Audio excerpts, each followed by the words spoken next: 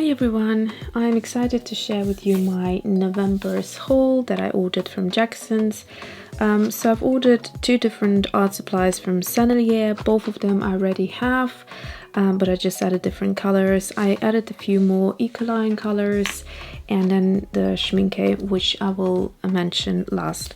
So I have been watching one of the recent videos from Sandy Hester here on YouTube, and she added two colors that she ran out of from the Sennelier Oil Pastels, and I decided to try them out because they looked like they're the type of colors I would love. This is this sort of mustardy green color, which I absolutely love. It really reminds me of the, well, we'll see, we'll find out. Let me just swatch it here. Yes, it's beautiful. I'm just going to use my finger to smudge it a little. It's a gorgeous color. I don't use oil pastels very often, but I discovered that as far as oil pastels come, Sennelier are my favorite because of their texture, their color. They're just beautiful to work with. This one is, so have I mentioned, the color is called Moss Green. And then this one is the buff or titanium buff. So the typical, you know, if you like the Daniel Smith watercolor in buff titanium, this is more of a warm tone in the shape of a oil pastel. So I have the big set. When I mentioned that I like these a lot is when I purchased the portrait set, and it's beautiful. Let me just give you a quick look inside. I have a whole video dedicated to swatching these babies. So there we go, beautiful colors, and if you're into portraits, then it's a good set to have, really. Okay, moving on to the next thing, I would say, let's look at the Sennelier Oil Sticks. Now, I have already shared a video where I compared and I used the Shiva, so you know that I have discovered Shiva oil sticks recently and I love them. And I have also, let me grab the other colors. So these are the colors that I have already tried out, and they were kindly sent to me by Jackson's, and I've done a video where I basically swatched them out. And in the video I have explained that they're fairly comparable to the Shiva ones, but what I didn't like was the packaging, A, and B, that it was or I'd say two downsides that I realized later, second one being they took longer to dry. However, once they're fully dry, they have this satin, beautiful texture, which really reminds me of oil paint. And I reckon you could build it up, like make it really thicker, and it would take even longer to dry, but that way it would really be quite similar to oil paints. And if you're someone who loves mixed media but don't want to go into oil paints, which are quite complicated to work with compared to other mediums like, you know, watercolor, etc., or even acrylics, then, you know, this is a good way of incorporating a bit of oil paint into your mixed media project. So once they have dried, and I saw this, you can see the Shivas are completely, you know, matte, and I love them. I love the texture, I love the colors and everything, but these are just different in the sense of the finish. And once I have seen the finish, I really wanted to try them. So the downside to them, like I said, they take a little bit longer to dry. So for instance, if the Shivas they dry in less than 24 hours, so around the same time next day when I check them, they're completely dry. Sometimes a few hours before that they're already dry. So with the Sennelier, they're still smudging at that point. I'd say probably twice as long they take to dry fully.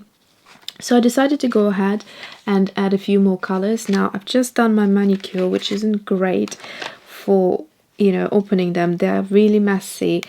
That's the other, or that's one of the major downsides, but I love them so much, the finish when they dry, that I decided to go ahead and add a few more. So I think what I'm going to do is try to minimize the dirt, and I think I'll go ahead and probably just make my scissors dirty. So this is Mars yellow, what else did I get? Indigo blue, cerulean blue, and red ochre. So let me just open them and then I'll get back to you and we'll start swatching them. So I found a way which actually minimizes dirt on your hands if you're like me and don't like to get too much of the paint. So with Shivas, they wash off really easily.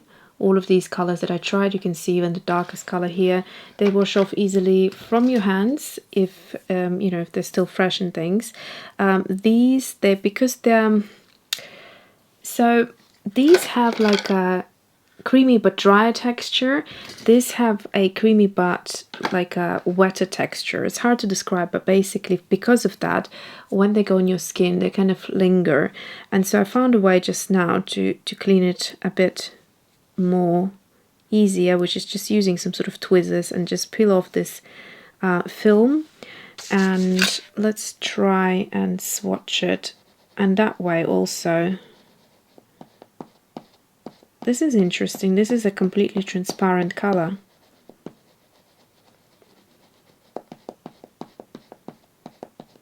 Oh yeah, and the other thing I was mentioning is that they have a stronger smell to them than the Shiva paints. So this one seems transparent, the Mars yellow, but it's a beautiful color.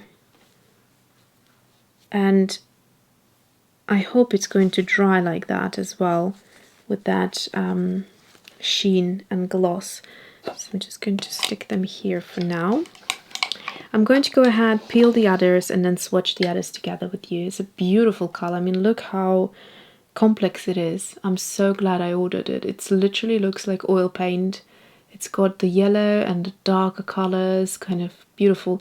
If you look at the swatches on Jackson, some of the oil sticks have like a solid swatch and some of them have like a ombre swatch, and I guess that means probably that they are like a transparent type of a color. Anyways, let me crack on. Okay, so it was definitely good to have tweezers to peel off things and not get my hands dirty. Okay, so the next color let's swatch is this one, which is the red ochre. So this is a lot more solid, as you can see. It doesn't have transparency to it. It's just beautiful. I found that the blue is super creamy. I don't know if you can see it. I'll bring it up closer, but if I touch that, that would get all over my hands and stay there, I'm pretty sure. Can you see the tip of it, how creamy it is? So this is fairly similar to the color that I already have, which is, what? No way. Why do I have... No, I'm sure I didn't order second red ochre. What? Anyways, I might do a giveaway or something. So let's look at this color. It's Cerulean Blue. Yes, you can see now this is like straight up oil paint. So blues are not colors that I tend to use very often, but there's some blues like this one which I feel just are stunning. It's a beautiful popping color. If you want to deviate a little bit from that turquoise and try something new for the winter season, I think a beautiful blue like that would be good. Now this one is supposed to be indigo blue, but it sort of almost looks like black, so maybe I just need a little bit of it. Yes, so you need not too much, but it has that beautiful intensity where you can see it looks totally black packed on, and then you can create a beautiful smudged kind of look to it. Let's try. This is a lot creamier, this blue.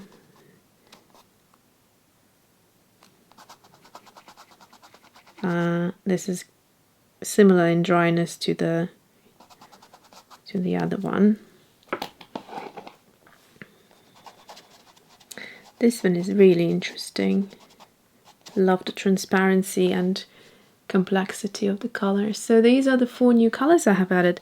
I am starting to really enjoy these, and I'm so happy that Jackson's has recommended these or suggested them to me. And if you can adapt to the way they work, then they are beautiful. I mean, the pigments are just stunning. That blue, all of them are really beautiful. I'm surprised how and why. Did I order red ochre or was it a mistake? I might have just ordered it by mistake. Anyway, so let's look at these. Ecoline. I've ordered 1 color of the 2 that were recommended to me by my one of my viewers, and Mahogany and Sepia were recommended. Mahogany is currently out of stock, so I went ahead and I ordered the Sepia, which is really beautiful on its own, but I'll show you in a second. It looks great as a mixing color as well with reds. Another color I have ordered is the Reddish Brown.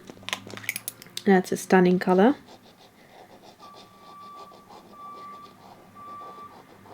There we go.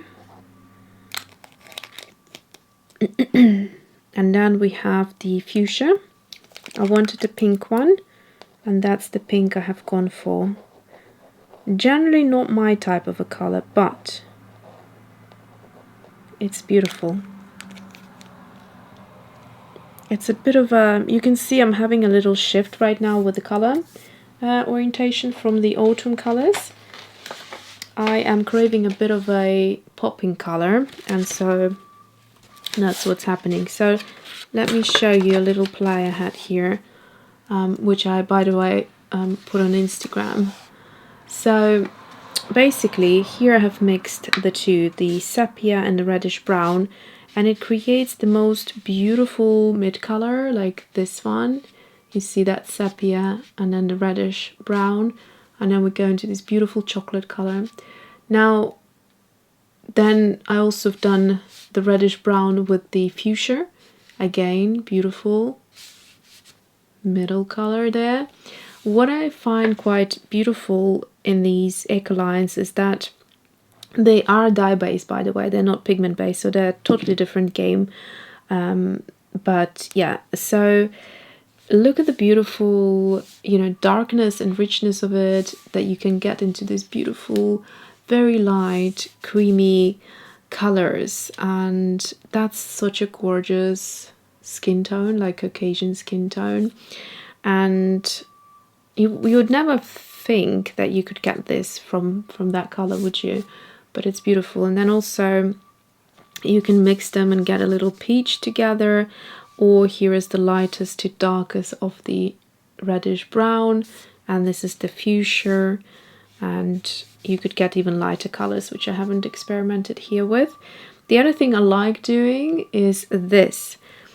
Is the Acrylic Ink Iridescent Bright Gold. I really love adding it to watercolors and liquid watercolors like these. So the traditional pigment based and the dye based watercolors, it just works so beautifully with. You need to help it though, because it's quite thick, and when you first kind of dab it on as there's a pipette, the drop will just sit there. So you need to grab a brush and work on a wet surface while the watercolors are still wet beneath. Just kind of help it mix in and mingle a little bit, and then you get these beautiful effects. So that's just something I would recommend you try.